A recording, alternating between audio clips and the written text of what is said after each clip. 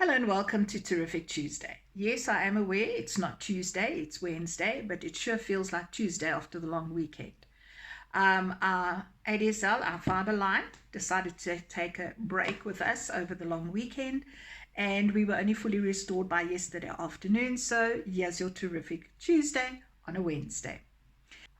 In this edition, I'd like to talk to you about the imposter syndrome.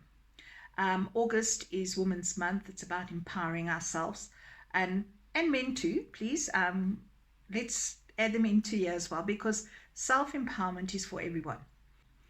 The imposter syndrome, what is it? The imposter syndrome is when you experience a feeling of self-doubt, of anxiety, and that you're not good enough to do the tasks that you are currently doing. You feel like you're a fraud and you're always waiting for somebody to catch you out and say, hey, you don't know what you're doing. And this happens even though we are fully competent in whatever it is that we are doing. We have the experience, we have the learning, we have the knowledge, we have the skills, but we feel that we are inadequate. Now, everybody goes through imposter syndrome at some time or other. It doesn't matter if you're at the top of the chain, if you're at the bottom of the chain, if you're in the middle of the chain. Imposter syndrome can happen to anybody. So there's what they call the imposter syndrome cycle. And this cycle starts off where you're given a task or you want to achieve something. There's an achievement related task that you want to do. And the minute you start it, you already have that self-doubt, the worry, the anxiety. Can I do it? Do I have the skills? So there's that worry initially along with the task that you are doing. And then there's two things we sometimes do. We either over-prepare or we procrastinate. Once we are complete with the task, we have achieved what we wanted to achieve, and we get positive feedback from it. Your procrastinator will say, it was nothing. It was just luck. I was just lucky that I got it right. If you were somebody who over-prepared, you would say, it was just hard work. You don't actually give yourself any recognition for the personal success that you had in achieving the task. And this is how it carries on. We get a task, we feel anxious, we feel the desire, we over-prepare, we procrastinate. When we get feedback, positive feedback, we say, it was just luck. It was just hard work. We don't look at it and say, hey, you did it. You achieved it. You've got the skills. You've got the knowledge. Well done. Give yourself a pat on the back. And so that cycle goes round and around and around. And the longer it goes round, the stronger the imposter syndrome becomes in you. So it is important that when you've achieved something, like I say, give yourself a pat on the back. When somebody says, well done, say, yeah, I did it. I'm proud of myself. Don't put yourself down. So a lot of, to get out of the imposter syndrome cycle, we need to start praising ourselves. And instead of self-criticizing, telling yourself how great you really are. So a lot of it is to do with self-awareness, who you are and what you want. If you are self-aware, truly, truly self-aware, you will be congratulating yourself instead of putting yourself down. Reframe the way you talk to yourself. Instead of saying, you know what, I procrastinated and it was just lucky that I got it done. No, I might have procrastinated, but I had the skills and knowledge to actually complete the job. So please look at the way you do things. Are you currently undergoing imposter syndrome? I know I do. A very good example for imposter syndrome for me was doing videos or talking to videos. I didn't think I could do it. I didn't think I had the ability to do it. Until I watched everybody else and thought, but hold on a second. I can do that as well. So it's important not to compare yourself to other people. Don't look at somebody else's skills and say, but you know what, they're better than I am. Rather look at what you can do and what you want to do. So I hope this helps you a little bit. I'm sure you can relate quite a bit to imposter syndrome. And going forward, the next time you achieve something, instead of putting yourself down, Tell yourself how fantastic you were and how great you were because you had the skills and knowledge to actually achieve what you wanted to do. Even people like Maya Angelou. Maya Angelou wrote on her 11th book. She still said that she was worried that she was going to be discovered as a fraud who didn't know what she was talking about or doing. So there you go. Maya Angelou, Tom Hanks, Michelle Obama all talk about having the imposter syndrome at some time or other. So with that note, a short video on imposter syndrome and a message from a TEDx talk.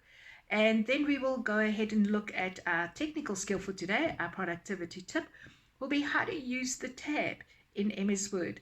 Now, this is something that you might have learned when you started using Microsoft Word, but have certainly forgotten along the way, but can save you much time, especially when you want to create forms or when you just want a line of a certain length for somebody to sign on a contract and you've got to put 2 lines on the same page. But let's have a look at it later. So happy Tuesday to you, happy Wednesday to you, and I will see you next week, definitely on Tuesday. Have a good week. Thank you. Appreciate it. Hello. So what do Sheryl Sandberg, Howard Schultz, Natalie Portman, Melinda Gates, and I have in common? Since you don't know us all, I'll help you out here. We didn't grow up in the same hometown. We didn't attend the same university, although obviously my alma mater is the best, Boomer Sooner. Our morning coffee order is not identical. We don't have the same favorite song, and we don't have the same favorite travel destination. What we do share, though, is a struggle with imposter syndrome, and we're not alone. According to the International Journal of Behavioral Science, almost 70% of adults admit to the crisis of confidence that defines imposter syndrome. They attribute their successes and achievements to luck, happenstance, charm, other people, basically anyone or anything other than their own talents and abilities. In my own life, imposter syndrome manifests from feelings of needing to be 100% perfect 100% of the time. And when I'm not, I flat out deem myself a failure and I shut down. While I can't say where Sheryl, Howard, Natalie, and Melinda struggle in their own lives, in mine, I've identified 3 areas where imposter syndrome permeates with greater frequency. In order to combat it, I've taken back ownership of those 3 areas. I own what I look like, I own what I do, and I own what I want. The first area I've pledged ownership of is what I look like. The first time I remember feeling like a fraud physically, I was 14 years old, standing in front of floor-to-ceiling mirrors and a leotard and pink tights. My body was beginning to change and no longer looked like a young, slender girl. This was problematic for me because as a young ballerina, the dancers I looked up to were elegant and graceful, and that flowed out of tiny, slender, petite bodies that I no longer looked like. So I coped not by finding acceptance in myself, but rather striving tirelessly to achieve a standard I understood to be perfection. When I was 17, the magazines I thumbed through regularly were full of images of hyper-bronze, Oompa Loompa-esque models and actresses. It was apparent then, as it is today, that I am not meant to be a bronze goddess. I am freckly with gender tendencies and porcelain skin. But yet again, I was uncomfortable in my own skin, and I hit the tanning bed. By 19, I was struggling with anorexia and had stage 1 malignant melanoma. Even if women aren't perfectionists like I am, it's not uncommon for them to engage in behaviors similar to my own. Women particularly grow up in a world that tells them that their worth is directly correlated to their appearance. Parents, even if they don't strictly endorse this stereotype, evidence does suggest that it impacts their hopes for their children.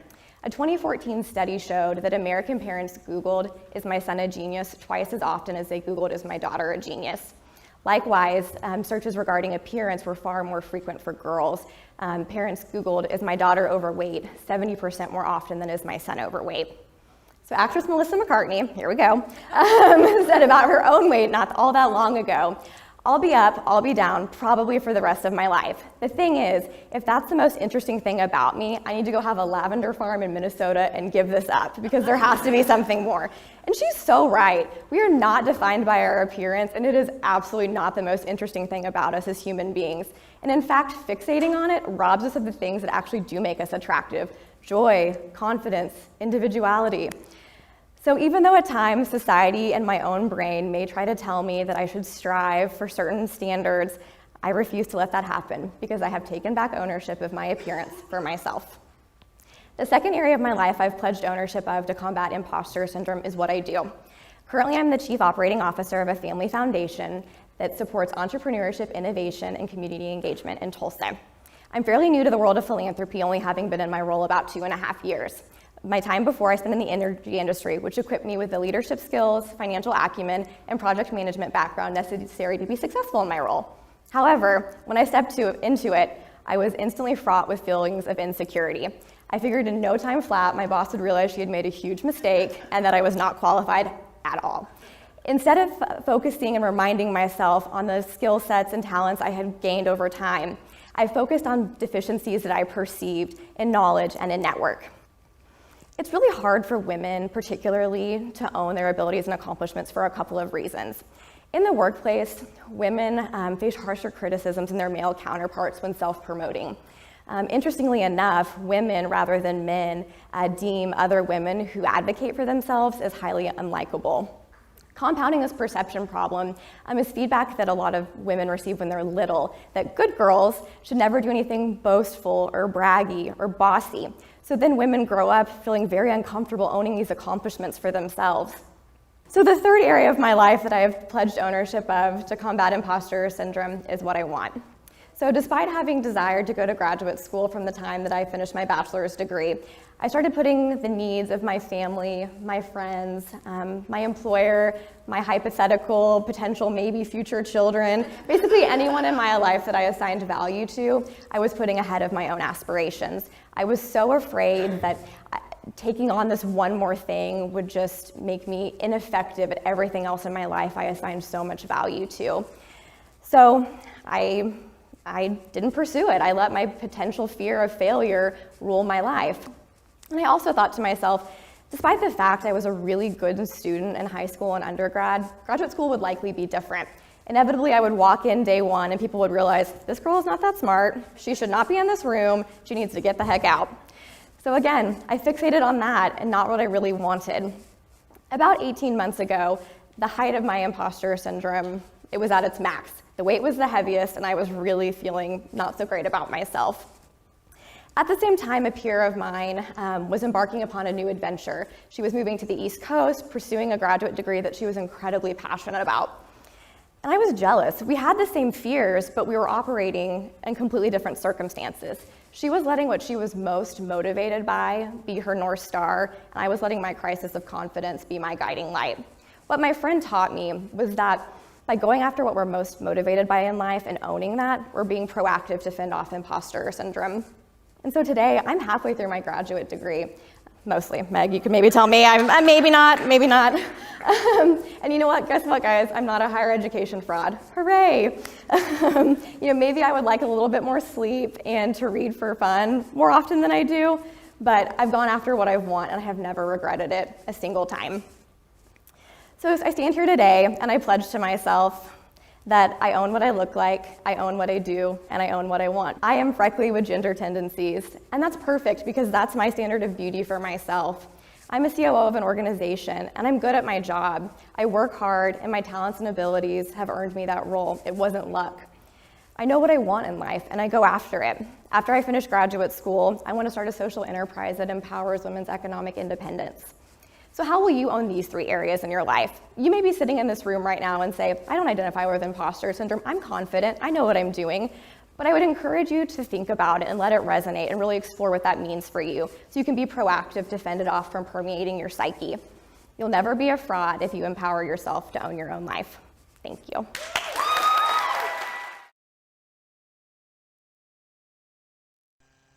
In today's technical spot, we're going to be looking at the tab in Microsoft Word. This is a feature that I feel is very underused, and if more people knew or could remember from the basics what you could do with the tab, they would use it more often.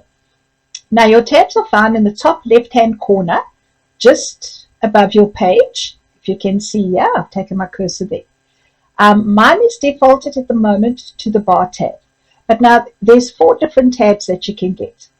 If I click on my bar tab in the corner here, you'll see I get my margin, I get my right hand margin. I then get a little L. Now this little L is my right tab. If I put my cursor over it, my left tab. Put my cursor over it, it shows me it's my left tab. If I click again, it gives me a different tab, and this time it has given me a center tab. If I click again, it gives me another tab, and this time it's an L but backwards, and it's a right tab. If I click it again, I get what is called a decimal tab, and if I click it again, I get what is called a bar tab. Now, bar tab is also something that I'm sure if you knew that it was there, you would use more often, especially when you just need a vertical line to separate two portions of text. I'll show you how it works now, but it is a very useful tab to know about. What is the different tabs? Right, let's have a look. If I go and I select which tab I want, so I'm going to click it until I get my left tab. To put a tab on your ruler, you simply go along to select the tab you want, go to your ruler and click where you want the tab to be. I'm going to set all the tabs first so that you can see the difference. I'm then going to click again, and this time I have got my center tab. So I want a center tab. I'm simply going to click on 6 on my ruler, and it will put my tab symbol there. The next tab I'm going to use is my right tab, which I can put on 16. My next is the decimal tab, and I'm going to put my decimal tab on 13. If I click again, I get my bar tab, and I'm going to put my bar tab on 10. So you can see here, I have put each of the different tabs on my ruler. If you want to remove a tab, you simply pick it up and drop it off, but I'll show you that bit later. So now, I'm going to tab, and my first tab that I have is a left tab. So I will just type in banana. I tab again. My second tab that I've used is a center tab. If I type the word watermelon, please note how it centers the word with the tab. If I tab again, now look what's happened. My bar tab has automatically put a line where I have put my bar tab. I'm going to type 100, okay, with a decimal point. This has lined up with a decimal point. And if I tab again, I can say price, and you can see that the word price is aligned to the right-hand side of that tab. So those are the different tabs. You get your left tab, you get your center tab, you get your bar tab, your decimal, and decimal is so nice as well. How many times do you sit for hours trying to line up your figures because the 5 is bigger than the 0, and that decimal just doesn't line up correctly? If I say return and I just do another line and I'll say apple and I will say lychees, can you see my bar tab has already come in again? And I'm going to type 1,000. It will always line up my figures by the decimal point because I have used a decimal tab. And let's say cost. Let's say costly. I just want you to see that it does align it to the right hand side. So bar tab, really handy. As you can see here, it automatically puts a line there for me. So if you're typing something that has text on one side and figures on the other, and you just want to separate it, instead of putting it into a table and then taking out all the lines that you don't want, simply use the bar tab. If you want to align figures up using the decimal point, please use your decimal tab. And your left and your right and your center is more or less self-explanatory. So that is a nice way of using your tabs. To remove your tabs from your ruler, you simply go, pick it up and drop it or drag it off your ruler, and they will disappear. Now the reason why it hasn't changed my text at the top here is because my cursor is at the bottom. Remember, your tabs will only appear on the line that you're currently working on. Now, another really nice feature of tabs that some of you might not be aware of is that you can do things like leader dots or leader lines. So if you're typing a form and you want people to fill in their name, their email, and their address and so on, and you want to give them space to type it on, we usually hold the full stop down and make a line, or we use the underscore. This can be very problematic though when we try and edit the document, because the line becomes shorter, it's too long, it doesn't fit in right, and editing becomes a nightmare.